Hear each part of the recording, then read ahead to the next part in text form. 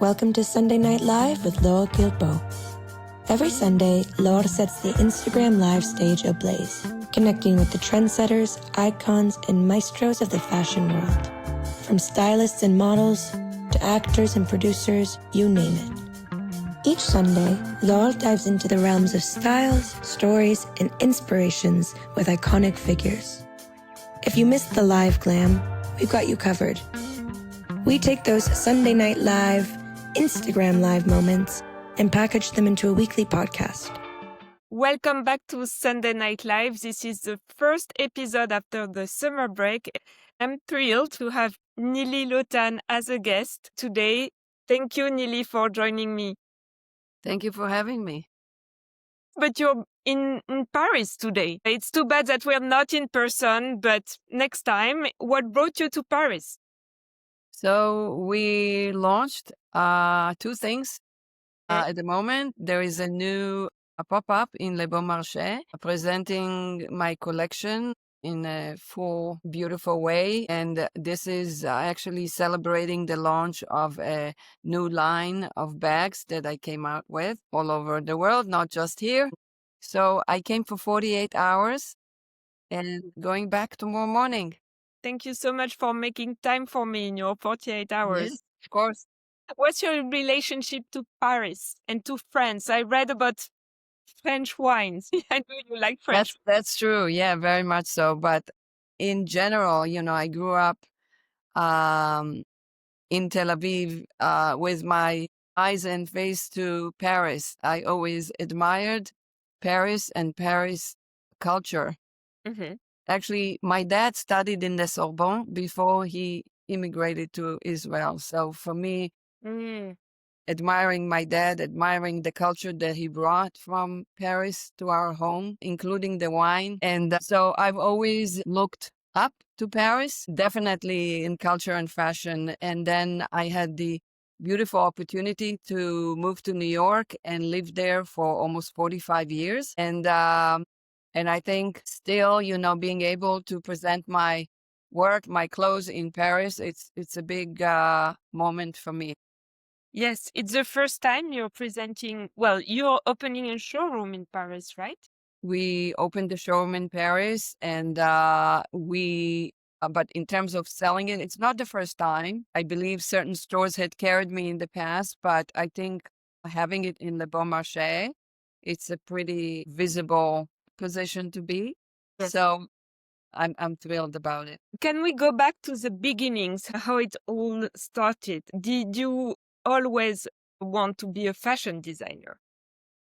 No, not really. I did like expressing myself with clothes and wearing different things. Again, kind of imitating what was going on in Paris as a child. I didn't get much exposure, but I found my ways. But I wasn't sure. I was always talented in drawing and art, and I knew it was more of my direction than physics for sure. Mm-hmm.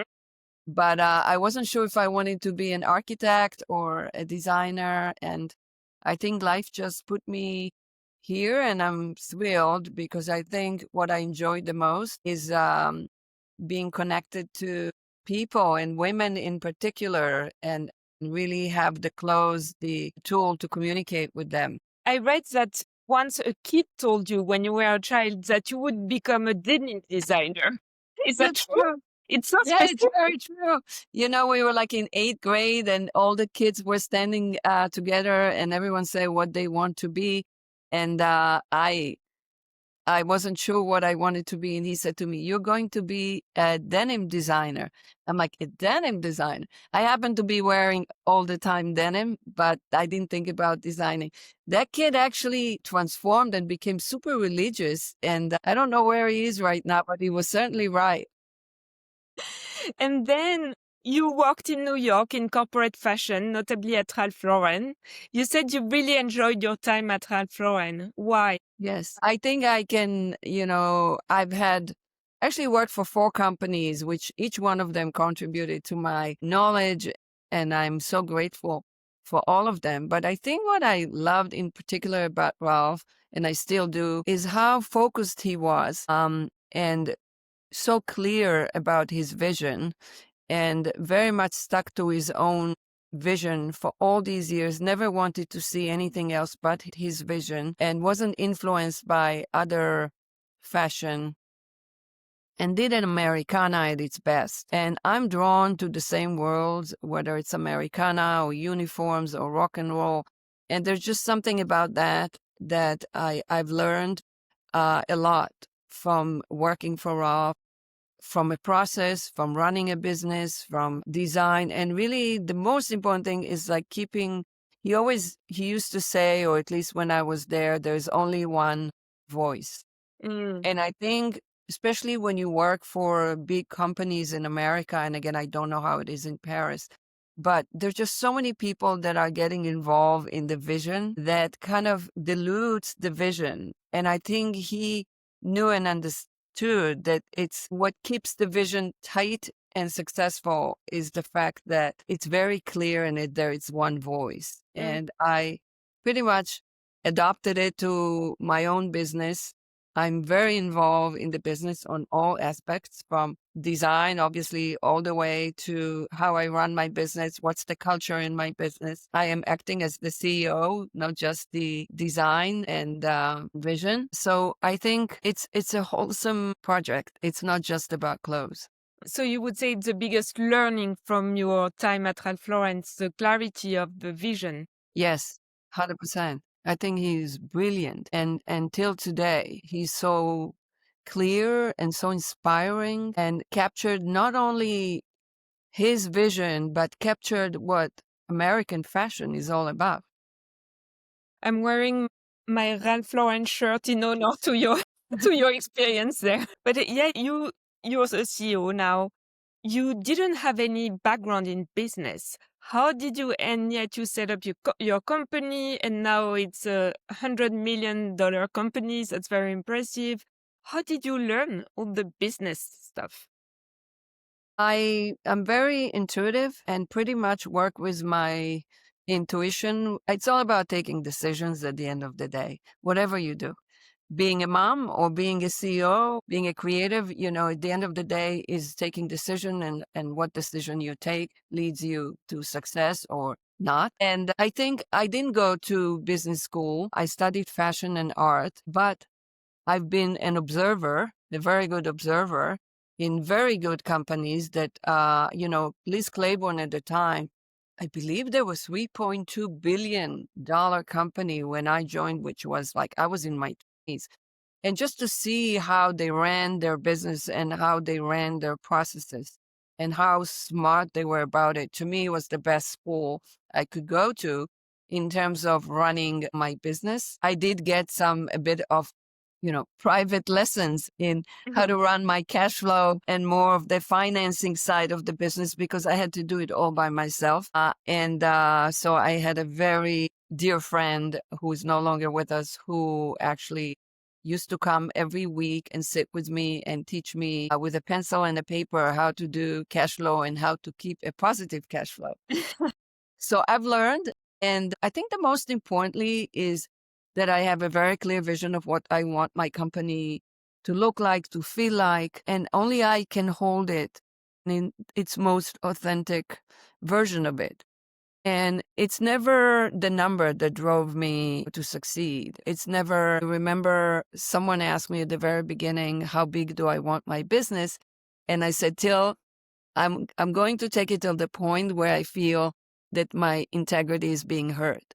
So it wasn't a number that I would quote, but it was really, I want to keep my business tight and keep my integrity in place, both from a design perspective and also from a company perspective. It's very hard when you need to find people to do this for you. Of course you can, and everyone does, and I do too. I have a very strong team of managers working with me now. But for many, many years, I did it by myself, and pretty much I still get involved with all the aspect of the business. And you kept your integrity and you kept your independence. How did you do that? Yes. Protect your independence. It seems that it was a priority for you. It has been. You've never except money at the very beginning. You've Right. never taken investments. So I actually started putting my own home as a collateral to get finance. What's happening in the fashion industry, there is an option of being financed without taking a partner, which is what it's called factoring. I'm sure it's in Paris the same thing, but in New York. So I worked with a factor. Their name is Hilden, and they've been my partners to crime from the very beginning. And the way you work is you basically loan money, and then as you start selling, you return it with an interest. But that allows you to grow the business and without really getting partners involved. The issue with partners, is they just not necessarily align with your vision. So I think having the ability to loan money and work with it, and as long as I'm in positive cash flow, I'm cool. And really, treat it as my own money. And I think it does have a benefit to it. I've never done big shows. I've never furnished my offices in fancy furniture because it was really more about what I do rather than the environment. I think thanks to that, I succeeded to be a business, quite big business, after 20 years without having any involvement of investors, and having my freedom, which is a big word for me. And I think everyone should be. Yes, actually, it's very impressive. Today, it's very complicated to remain independent, and yet you succeed. Yes, very organic. I've never really spent more than I could. It was an organic growth, even in terms of hiring. I still don't have a CEO. So I started with hiring only what I needed. Even a CMO was just like last year, a little over a year. So the jobs that really required an investment from a company perspective, I kind of kept for later and really did the best I could. And I think for me, success, again, was not, since I wasn't trying to impress anyone or an investor or try to meet a certain number. For me, success was really reaching out to women who find my clothes helpful and serving them. And the more, the better. But it wasn't about a certain number that I needed to be in. As I said, again, just making sure that I am in a positive cash flow and I can pay everyone that I needed to pay and then grow my own slowly. And I think, again, doing it intuitively was very helpful because it seems right to me and that's all it needed to do. It didn't need to please anyone. And your intuition is always proves it right, or sometimes your intuition leads you to things.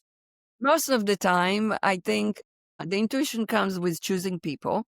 So I can't say that every time when I thought I hired the best fit for me, it worked. Sometimes it takes few. Intuition comes in when is the right time to launch bags, when is the right time to do something that's different, where to open stores.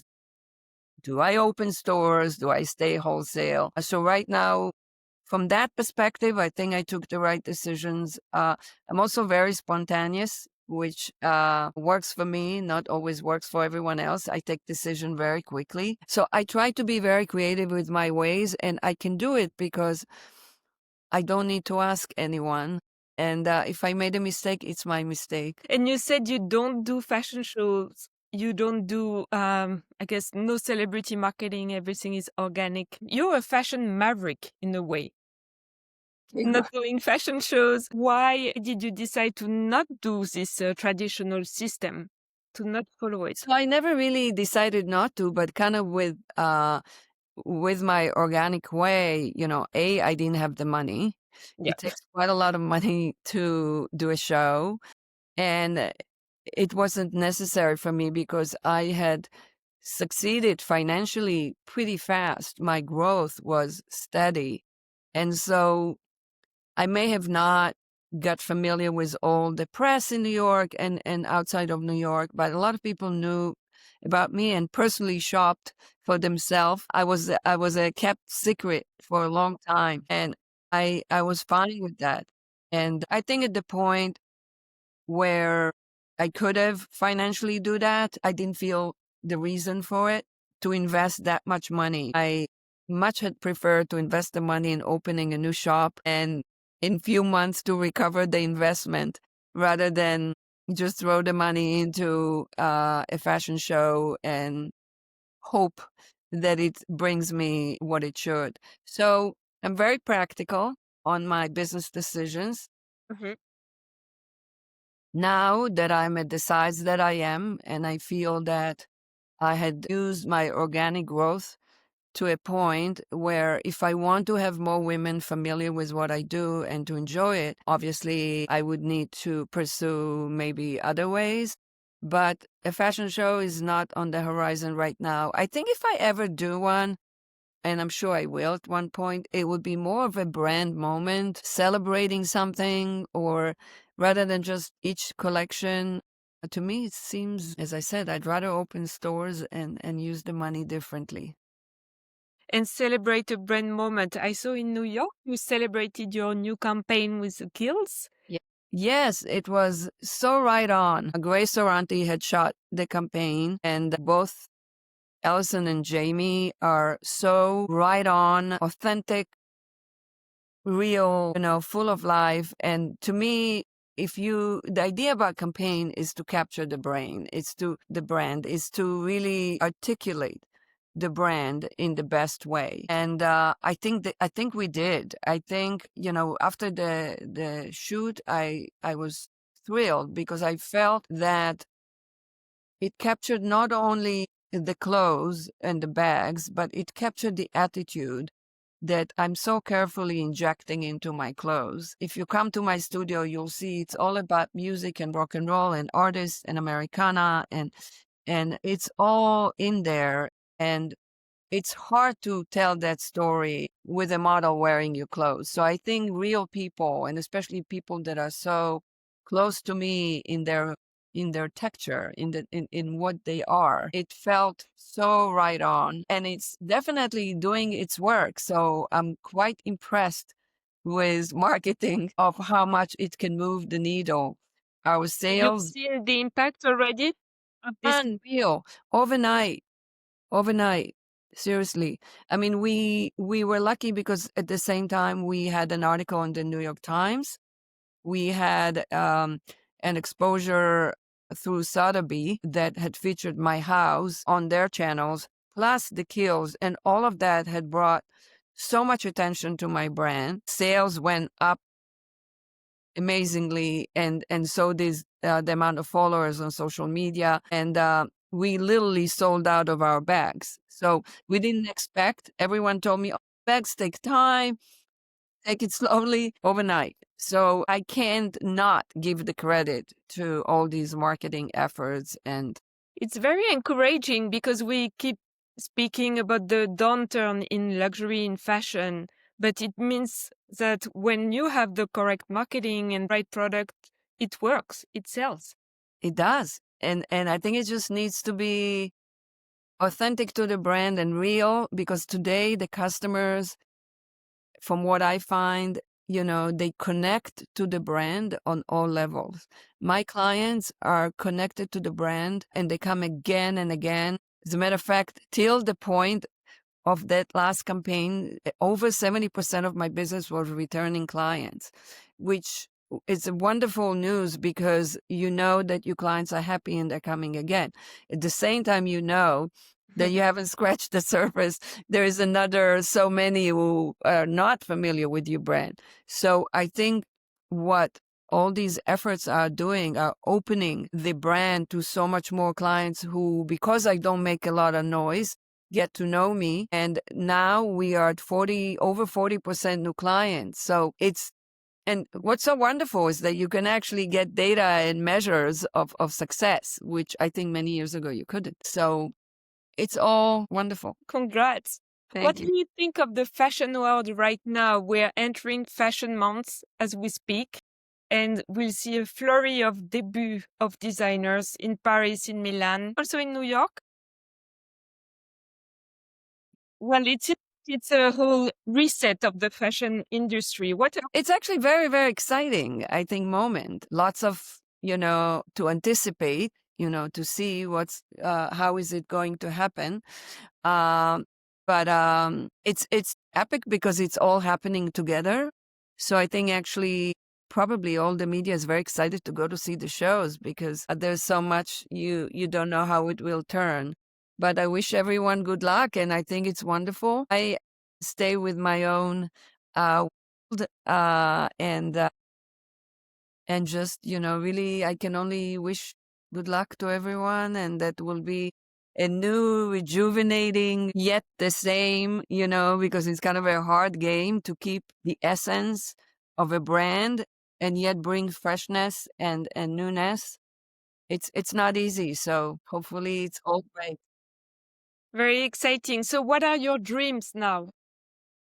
My dreams, I'm kind of making them happen as we speak. On a professional level, I think reaching out to as many women as I can. If I can be any help or serve any woman that doesn't know about me and could use my clothes, then I wish I can reach out to her. On a personal level, I just finished up a beautiful home. Mm-hmm. So I have a compound, a family compound. So I completed that. All I wish is for my family to grow. I have 3 kids, and one of them has already a granddaughter for me. So I'm waiting for the others to to hurry up and have a house full of little children and enjoy, my life and my husband and my kids and all my close friends with joy and in peace. I listened to a podcast that you did, and you said that it's important to keep your Sundays, to be off on Sundays. Yeah. Well, I have to admit it took me a while because I used to work 7 days a week. But once I started it, I realized how important it is. I think it's a day where you already acclaimed yourself to be in a off mode and you already did all your errands, and Sunday is pure to really focus on what is it that's most important to you, whether it's your family or whether it's reading material that you haven't had a chance or visiting a show that you hadn't had a chance to see. So I think there's just something about Sundays. In my case, we spend a lot of time cooking and spending time with my husband. My husband is a musician, so he tours a lot. So not every Sunday we are together, but the ones we are together are very precious. And I think, the freedom to choose what you want to do and who you want to be with comes to the max on a Sunday because you don't have to go anywhere you don't want to go. And can we do a little Sunday theme rapid fire questions? Early riser or lazy morning? Early riser. Sunday brunch or Sunday nap? Sunday nap. What's your go-to Sunday outfit? Jeans, denim, black t-shirt, white t-shirt, boom. Sunday soundtrack? Your husband? My husband, that's a good one. David Broza. Cook at home or eat out? No, cook at home all the time. Have you ever had the Sunday night blues? Many years ago. Many years ago when I used to go to somebody else's work, but on my own, no. I'm in my best happy moments, but I certainly know what you're talking about. It was, oh no, it's Sunday. It's certainly something to learn that if you do get it, you may not be in the right place. Fun on or off? On, unfortunately, I wish I could put it off. How do you reset creatively on Sundays?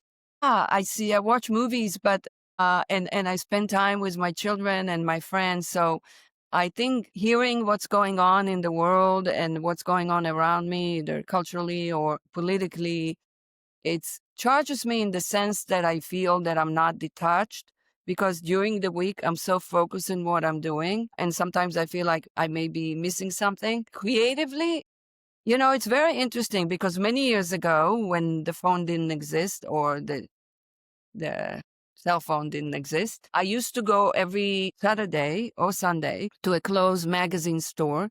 I'd buy like 50 to 100 magazines and I just go through it and tear images that I like. And then I created little stories for myself and be inspired by it. Those days are over.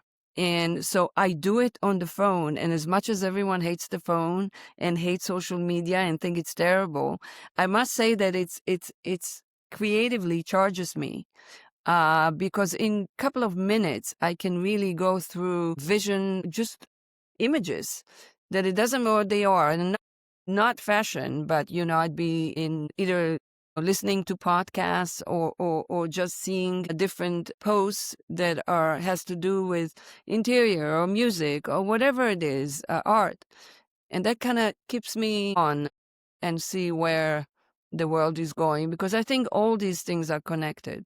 I'm always more inspired by art and music and people than actually looking at fashion. I always say I don't really, if you ask me if I like fashion, so it's not that I don't like fashion, but I'm really much more intrigued by style, by women who are putting themselves together a smart way, not overly done, really, and fits their personality. It's something that takes women a long time to get there. For you French women is natural, but a lot of other women needs to practice that. That's what intrigues me. That's really, so I always look for images most of the time from the 70s. And it's an era that inspires me the most, I have to admit. I don't know if it's because I was in high school these years on the 70s and I was forming my taste at that time. So I'm kind of stuck on that era, but I'm happy I am, because if I go any faster, I get confused. So I stay there. It seems that even in music, it's the style part of music that's very important to you. Well, I'm Oh, sure the 100%. music I is. think music, so it's music, it's musician, it's the taste of life, it's the attitude of life. It's not about the actual pieces as much as it's a language. It's a language that we speak when we wear clothes. And I think that language changes with the different eras and time. And I think people that are keeping up to date with that, whether it's the songs or and sometimes you don't connect. Like there's certain fashion and certain culture that I don't connect. So I go back to what I connect with. You said you're interested in how women find their style, when and how they find it. How do you think they can find it? Knowing yourself is the most important thing that I could say about a style. I think knowing yourself, knowing what are the areas that you want to emphasize, what are the areas that you want less emphasized, knowing how you want to communicate to the world, not in clothes, just general, what kind of person you are, what are your goals, And I think once you establish, that's why I think it happens a lot in the high school years, because I think that's when we question this question, at least I did. But I think sometimes it happens later. Maybe I think now the 20s is what used to be earlier before. I think people take their time to grow and mature and choose professions. I was 20. I had to take a decision of my profession. I think now people take time, which is great that they can. Also, the options are much bigger. But I think understanding who you are and what's the environment, what kind of people you want to hang out with, dictates your personal style. So I think knowing oneself would be the first advice. And then finding someone to connect to, a designer that you feel strong about, or connection, because it's very hard, and I'm not suggesting you should buy only from one designer. I think you can buy obviously from many, but I think stay consistent and stay, real, because otherwise it starts feeling like you're a different persona every day. Sometimes I ask people, who do you wear beside me? I'm really curious to know, because there should be some sort of a alignment. And if there isn't, I tell them, oh, that's weird. How could you wear, not going to mention any names, but how could you wear that and wear me? It's such a different message you're communicating. So I think once you know, you know. And who was this one designer for you? This one designer you were looking up to when you. Saint Laurent at the 70s was my hero and my god. I was 17. In Israel, there was no fashion. There was no stores to buy literally anything. My mom, who was very handy, filled up my dreams by making it for me. And I was, I think, 18, and I asked my mom, can she make me a blazer with gold buttons? And she was like, what the hell? Where are you coming from? No one was wearing that. And pair of jeans, a wife beater, white tank, and that blazer did it for me. And it was really just, I get to see it through magazines only. So by far. Nili, thank you so much for being my guest today. Thank you very much. It was a pleasure. Hope to see you soon. Yes. Bye. Bye-bye. Bye-bye.